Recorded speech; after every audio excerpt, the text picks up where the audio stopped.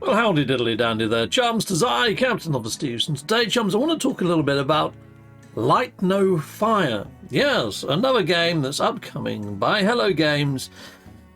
Now, we don't know a release date. What we have had is a trailer, and going by the trailer, it's opened up quite a lot of questions that I've put out there in a poll to the people in the viewerverse. So let's jump on over to this poll firstly, people, and let's take a quick look. So, from the Light No Fire trailer, things we know for sure. And although the trailer looks great, what was shown off also raises some important questions. Okie dokie. So, massive open world parts look very empty. How many points of interests are there? Base building, players carrying trees, is slow. Is base building a big grind?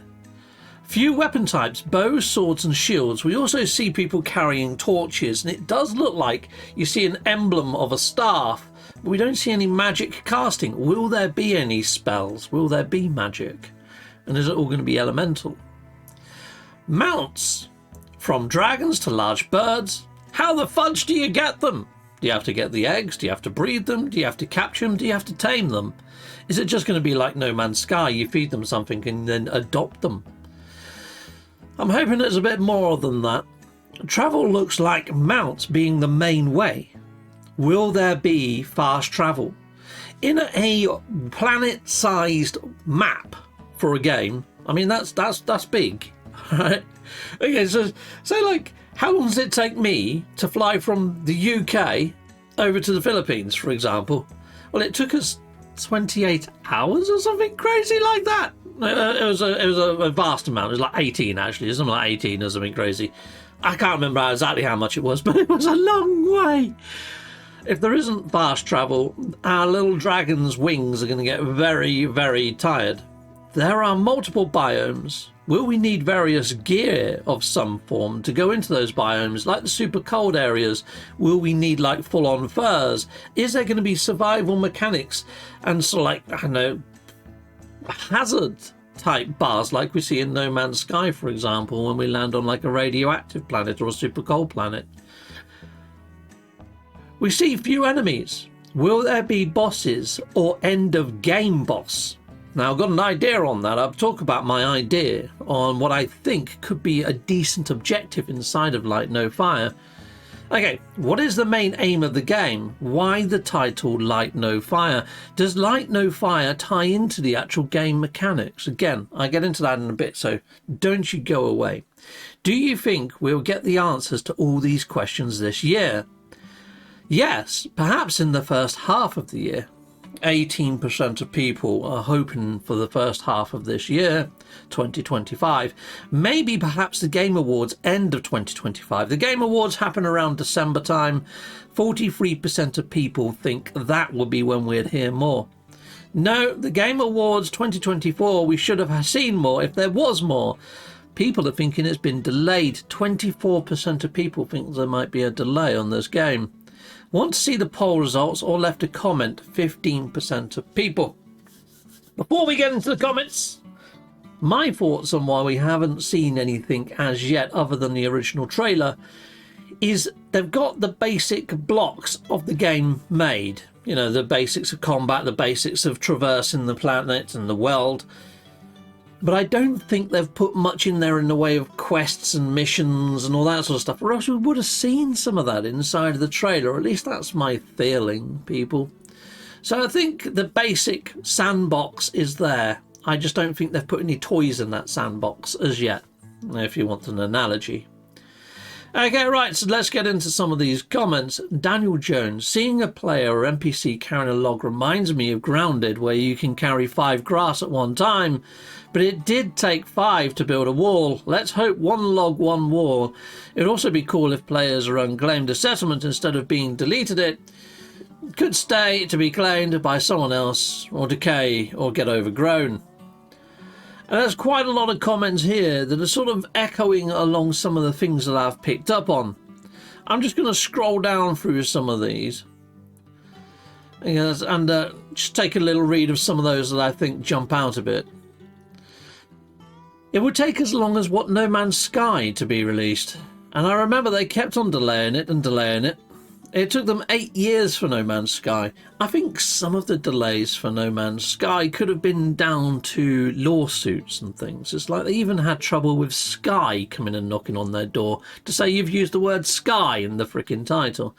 Hopefully they haven't had any of those sort of odd complications this time around. But they also suffered a massive flood in the last year before release. They say they didn't lose any data, but to me it feels like we ended up with a beta version of No Man's Sky rather than the actual launch one, because we actually saw the game being further on when they were being showcased in the IGN firsts than what got launched. So I think there was a little bit of oddness around there. I really wish Hello Games would do a documentary about the release of No Man's Sky. I would definitely watch it. I really would. I would love to hear it from the horse's mouth exactly why we saw the delays in No Man's Sky. But anyway, let me hit on up the trailer for Light No Fire. I'm just going to make this nice and big on screen. I've actually muted it, but I'm going to talk over it anyway. Because what I would like to point out to you is this massive, vast landscape here that looks freaking awesome. Where's the points of interest? Well, I can see one sort of structure just there. I can see two little boats down here. But other than that, I'm not seeing any points of interest over here, really. I mean, yeah, there's a little bit of vegetation that looks autumnal there, but there's another patch that looks there. And you can see there's autumnal trees right here anyway.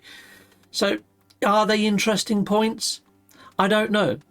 And this building that we can see over here anyway, is it a player made building, or is it some sort of procedural building that we're going to come across quite often? It's like all of these vast landscapes, as beautiful as this is. Okay, we've got this structure right in front of us here. We've got a couple of odd structures over there, but they just look like towering type blocks that we're seeing across this landscape. I don't think they're dungeons that we can go into. I could be wrong, but I'm not seeing much inside of all this vegetation that I could say is a point of interest or a place that I would like to explore for longer than, say, 5 minutes. Are each of these biomes going to be like how we are with No Man's Sky right now, where we land on a planet, look around for 5 minutes, take off? If that. You know, some planets I fly down like, oh, I've seen one just like this before, and I don't even land. I don't know. Yeah, again, a mass swathe of open landscape. The only point of interest is this giant marble here. But there's miles and miles of trees and no buildings, no outposts, no nothing. As beautiful as the world looks, is it just going to be swathes of open landscape that you're just going to fly over in your dragon or your little bird or whatever and just not pay any attention to? Now I'm seeing a sword on the back of this chap. I'm seeing some other sort of weapon on the back of there. Looks like an axe. It could just be for harvesting trees. No weapons on this chap, and I can't see that guy too well.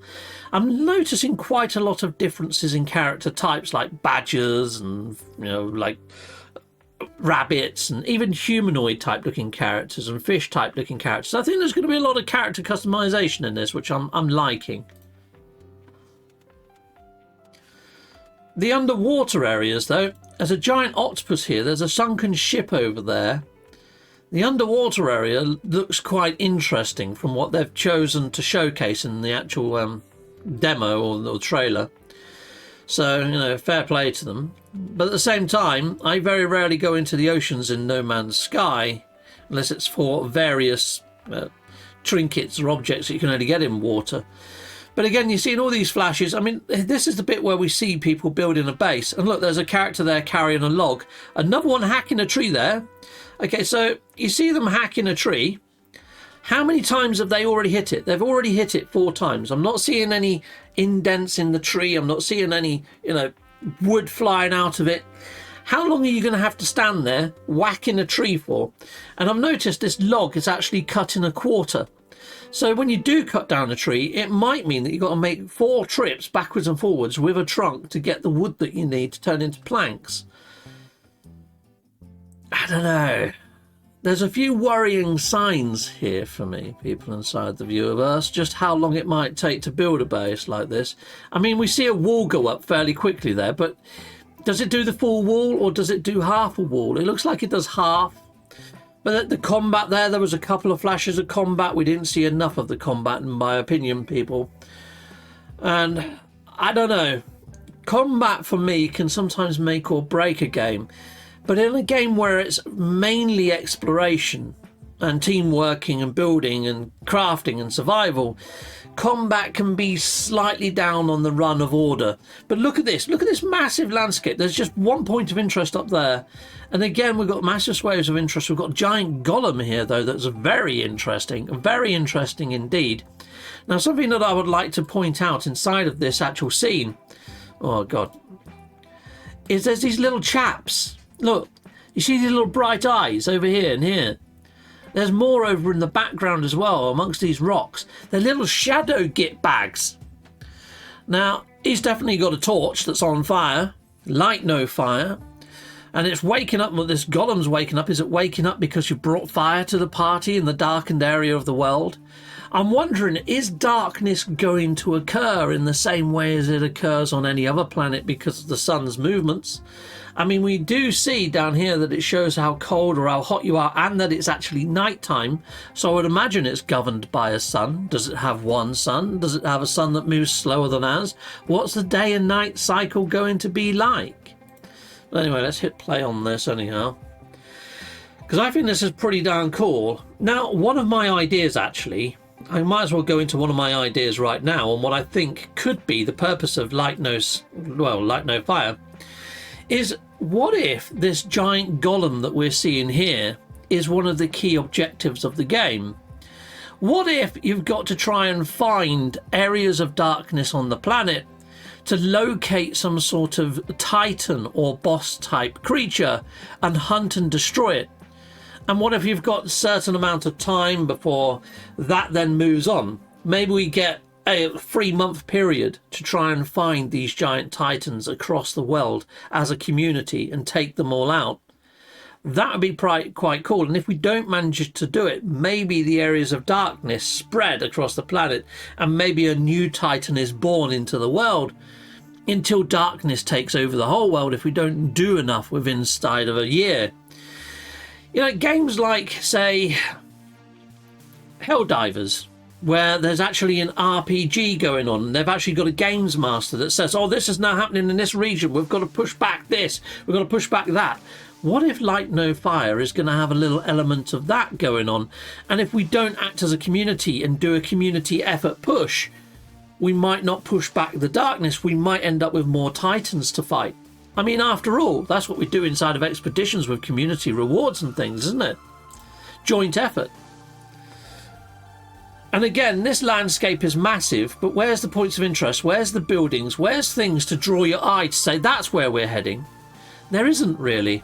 Now, I think this is some sort of mission hall, and this might be a mission giver over here. It looks like there's some sort of table in front of him where you might be able to lay things out, I don't know, bring quest items back. You've got these sort of things on the wall over here that look like shields, and look what's on the back of this little rabbit guy. Could it be that if you complete the quest for this guy, he gives you a shield off of the wall that you can then use inside of your actual setup? I think that'll be pretty cool. What I am noticing though, this rabbit type character looks like these characters right here, all these rabbits. Could it be that different sorts of races have different sorts of areas in the world? Could it be that we have to unlock these sorts of looks? Is there going to be an appearance modifier of sorts that we see inside of No Man's Sky, inside of Light No Fire? And some of these rabbits, like patterns, are very different. Like you got like the white streak down the front on this one. No white streak there, but white eyebrows. I'm hoping there's going to be a lot of customization for each of our different characters that we choose to roll as inside of this world. But right now, a lot of this trailer is just giving me more questions than it is answers. I mean, at least it answers what's the new project that Hello Games is working on. Again, a massive landscape, not much there apart from this giant orb that we saw earlier inside of the red area, which was all the way back here somewhere. Yeah, around there. And there's another one of those orbs. Is it that we're going to find the same structures in different places across the planet? It's like this sunken pirate ship. Are we going to find sunken pirate ships in the way that we find sunken derelict freighters in No Man's Sky? Are they just going to be copied and pasted around the ocean and that's your points of interest? Are those orb type structures all going to be the same inside, like that rabbit kingdom with a mission giver and maybe a fast travel point? Is it going to be a massive procedural world with very little in it, is what I'm wondering, people. And that's one of my biggest concerns. And what is the game objective going to be? Okay, so I think that idea of mine that I had of a giant game of hide and seek across the planet for these titans could be pretty alluring, though, at the same time, as if they do anything like that. What are you hoping for most in Light No Fire? All these things are needed, granted, and I hope all 4 of them are core pillars, but what one do you place as the most important to you? 60% of people have said exploration. Hope the world has lots of points of interest. From the trailer, people, I'm not overly confident that that's at the moment the case, and that could be why there's been delays. Maybe Hello Games realise that, not every 15 minutes of play you're going to come across anything interesting. You might be flying on your dragon for a good amount of time before you come across a building type you haven't seen before. Quests, decent missions and loot worth having, and trade systems, 19% of people hit that up, which is quite surprising really for me. Yeah. Homesteading, building great bases, farms, hubs and communities, 17% of people. Now, in the trailer, the thing that looked the most promising, perhaps, was the amount of multiplayer we saw. We saw them all flying around together in groups on their mounts. We saw them building together. We saw them doing combat together. Community, to me, at the moment, is the thing that I'm most confident about. Base building looks good in its mechanic. I just don't know how quick it's going to be. If it's a grind fest and just absorbs all your time and takes away from the exploration and all the other good stuff that I want to be doing, I don't know. I was hoping that base building would be like a side feature. I'm hoping it's not a main feature. I mean, yes, you might have to build a crafting bench and a small shack or something, so at least you can make your tools and repair stuff. But at the same time, I don't want it to be the main driver of what I'm doing, building a giant homestead with mates. Combat needs good variety of enemies, weapons and classes. Only 4% of people have hit that up. Now, if this is a Dungeons and Dragon-esque type game, where you're going out and you're doing combat and bringing stuff back and getting stuff off the things you kill to craft new things, then I think combat is very important, but it's quite low down on people's agenda. And I think that's mainly because of how the trailer was actually put across. It looks like community and exploration are the main drivers. Quests and combat, massive question mark on both those things right now, people inside the viewerverse. Scrolling down again, we've got quite a few comments. We've got 13 comments on this as well. So, Chris Codes says some sort of actual challenge. I don't want it to be a cozy game like No Man's Sky where everything is laughably easy. Well, No Man's Sky is a PEGI 12 game. It's aimed at all, and I feel that it does have some sort of challenge curves at times. Like the first derelict freighter you come across, you can come across that quite early in game, and some of them can be a real challenge. And also taking out your first Sentinel Walker can be a real challenge if you're not quite S-classed up enough. So I think if they get the balance right, it could be great. If they get the balance wrong, then it could be a little bit of a walk in the park. I would agree with you, Chris, though, with No Man's Sky, it's overwhelming at the start. The middle is a bit of a grind, and then the end game, there just really isn't one. There still really isn't an end game to No Man's Sky. And how far are we in now? We're like, 10 years down the line or thereabouts, and we still don't have that end game real challenge. I mean, we're starting to see things emerge. We're starting to see new enemy types appearing. But, they put in the giant worms how long ago? And we still can't even do combat with those. And they said we don't want players to get killed by giant worms, but they're happy for us to be killed by a bolt of lightning or a meteor. So, I don't know, things are signposted well enough. Why not let us fight those giant worms? I think it's just that it's a little bit more difficult than they like to put across. Okay, so we've got lots of people chiming off inside of the comments here, which is pretty nice to see. Heck yes. Hoping the PSVR 2 version is amazing too. It would be nice if this launches. with VR support. It really would. Heck yeah. Hoping for No Man's Sky Discovery servers and next generation proc gen flora and fauna. If all the creatures are fixed assets, that would probably be a deal breaker for me, says Chow Lin. Haven't had my cup of tea yet. I need to have one. So yeah, I hope you can connect Light No Fire to No Man's Sky. Play both games in one, says Drone Tech Chaz. Considering that they're very different, I think there might be some lore hints, or some hints that there is like some sort of simulation in both the games that are done by the same sort of Atlas, perhaps. I mean, I'm kind of hoping that this game sort of splits off from it and there is a little bit of separation there. But yeah, I do get what you're saying. I mean, from some of the trailer, that looks like some of the assets are there, doesn't it, to be fair? So anyway, I'm going to just put this down to a little bit slower than normal speed and hit play on it and make it a bit larger in the background. Because with any game that's as big as No Man's Sky or as big as Light No Fire, there is an amazing amount of potential for things to be put into it and for it to grow. I mean, look at No Man's Sky, how it was when it launched and how it is now, even though I gave it a bit of a ribbing for the end game. I'm hoping that Hello Games think a little bit more about gamifying this. I mean, No Man's Sky is a giant open universe sandbox. Is this going to be a giant open world planet-sized sandbox? And is it going to slowly evolve like No Man's Sky did? Or are we going to see it being gamified right out of the gate? I'm wondering whether the delay that we've seen for Light No Fire and a trailer for Light No Fire could be linked to the Nintendo Switch 2 release. I'm wondering whether Hello Games is going to try and get this to run on the Nintendo Switch 2.